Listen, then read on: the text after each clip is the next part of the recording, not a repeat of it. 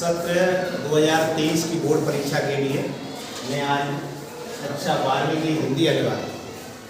देखिए, हिंदी अनिवार्य में जो व्याकरण में पहला टॉपिक है आपका वो है भाषा, लिपि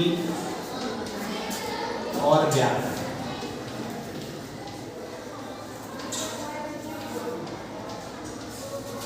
ये टॉपिक 2 नंबर का है और इसमें एक नंबर के 2 सवाल आ सकते हैं।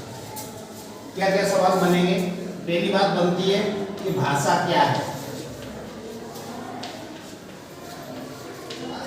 भाषा की परिभाषा पूछी जा सकती है और भाषा की विशेषता पूछी जा सकती है।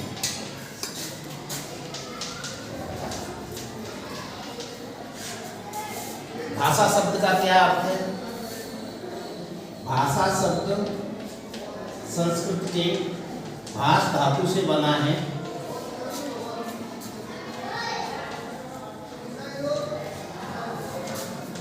जिसका अर्थ होता है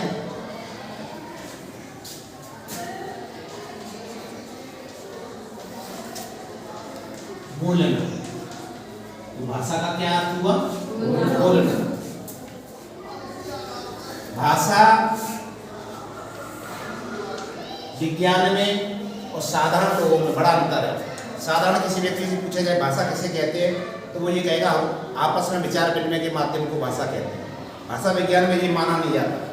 भाषा विज्ञान में केवल मनुष्यों का और वाचिक माने वाणी से किया हुआ विचार विनिमय ही बात कहलाता है।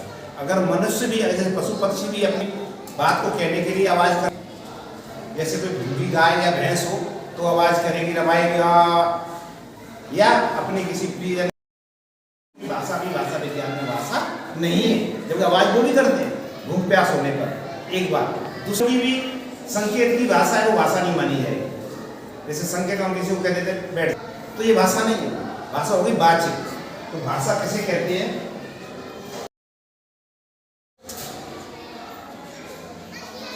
परस्पर विचार विनिमय का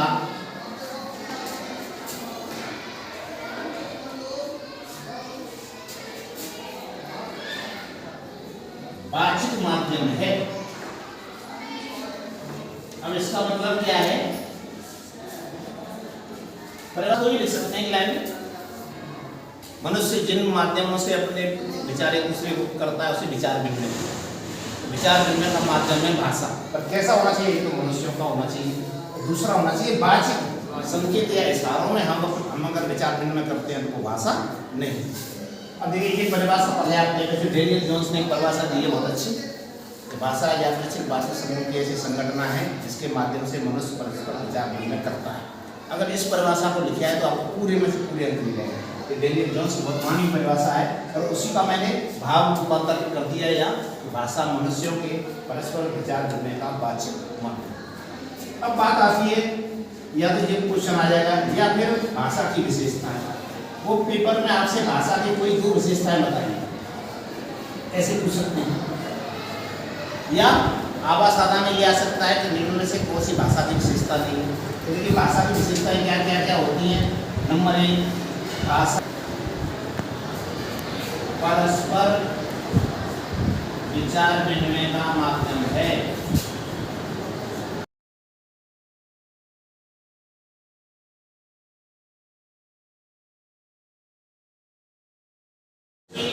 विशेषता है भाषा के 2 रूप होते हैं।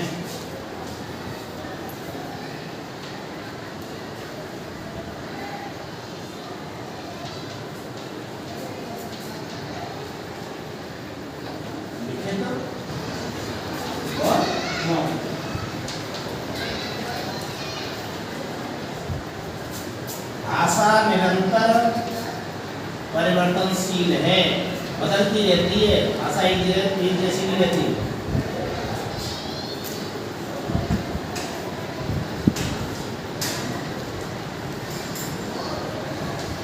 और नंबर 4, भाषा अर्जित संपत्ति है। एक होती है पैतृक संपत्ति, जो माँ बाप को होगी तो हमें मिल जाएगी, नहीं, अर्जित है, सीखी जाती है। भाषा पैतृक संपत्ति नहीं है, बिल्कुल। भाषा कैसी संपत्ति है? अर्जित। भाषा अर्जित संपत्ति है। तो आप ये 4 विशेषताएं कम से कम याद रखें और आपसे कोई भी 2 विशेषताएं लिखवाएगा तो आप इनमें से लिख सकते हैं। तो ये बात थी भाषा क्या है और भाषा की क्या विशेषता है। अब दूसरी बात है वो है लिपि। आप इसको उतार दो। इसमें दूसरी बात है लिपि। लिपि किसे कहते हैं? तो देखिए, भाषा को लिखित में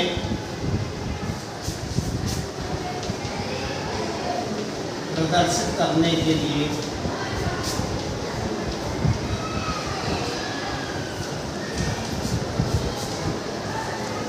जिन चिन्हों का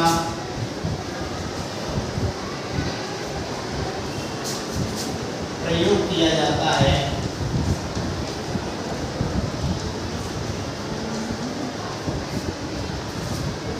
भाषा को लिखित में प्रदर्शित करने के लिए जिन चिन्हों का प्रयोग किया जाता है उन्हें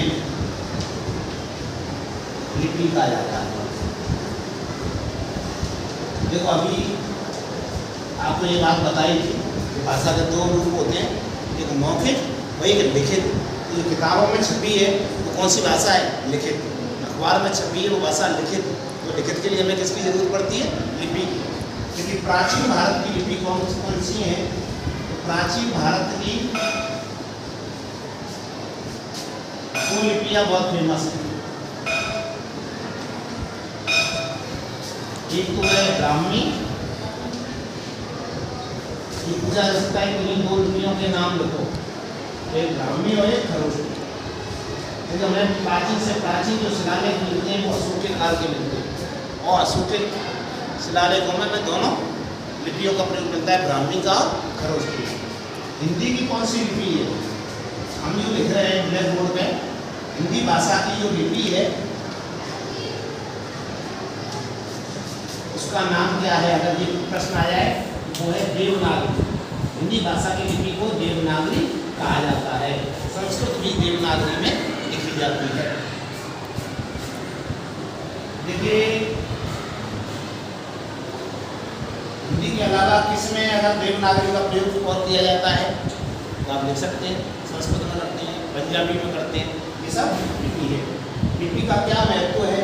तो देखिए, मौखिक भाषा होती है वो बहुत लंबे समय तक जीवित नहीं रह सकती, और लिखित भाषा है, कागज है, पृष्ठ है, लिख गए, वो लंबे समय तक जिंदे रह सकते हैं। अशोक के काल की भाषा वो उसी काल की लिपि के कारण आज तक जिंदा है, अन्यथा वो मौखिक भाषा तो खत्म हो जाती है। तो ये बात थी लिपि। अब इसमें तीसरी बात किसकी है? व्याकरण। देखिए, व्याकरण क्या है? इसका कारण ठीक है, व्याकरण इसे में सुना होगा कि भाषा के अनुशासन को व्याकरण कहते हैं। कोई भाषा कैसे मानक बनेगी? भाषा के अनुशासन को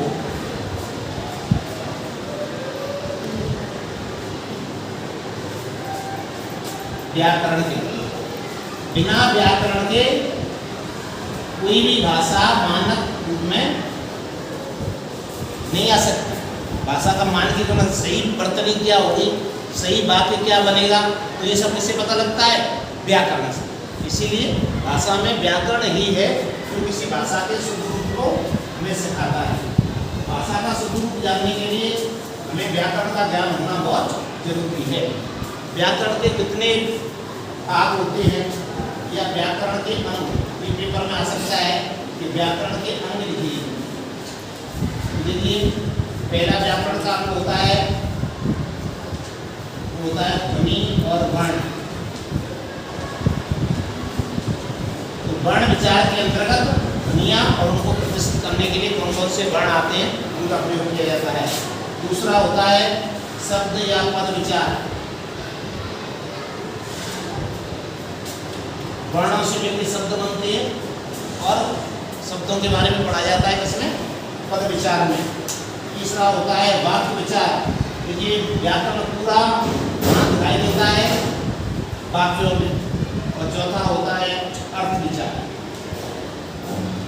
तो अगर पेपर में ये आ जाए कि व्याकरण के कोई दो अंगों के नाम लिखिए, तो आप वर्ण विचार, पद विचार, वाक्य विचार और अर्थ विचार में से कोई दो नाम लिखिए। देखो ये तीनों बहुत छोटे छोटे सरल टॉपिक है। इन तीनों में से एक एक नंबर के दो प्रश्न आएंगे, तो आप इसको अच्छी तरह तैयार करें, तो उतार लें और परीक्षा के लिए लिखना सीखें। शुद्ध कैसे लिखा जाएगा, व्याकरण का क्या उद्देश्य है, शुद्ध वर्तनी और शुद्ध भाषा का प्रयोग सिखाना। अगर ये प्रश्न आता है व्याकरण का उद्देश्य, अच्छी बात है ध्यान में, व्याकरण का उद्देश्य क्या है, तो व्याकरण का उद्देश्य है शुद्ध भाषा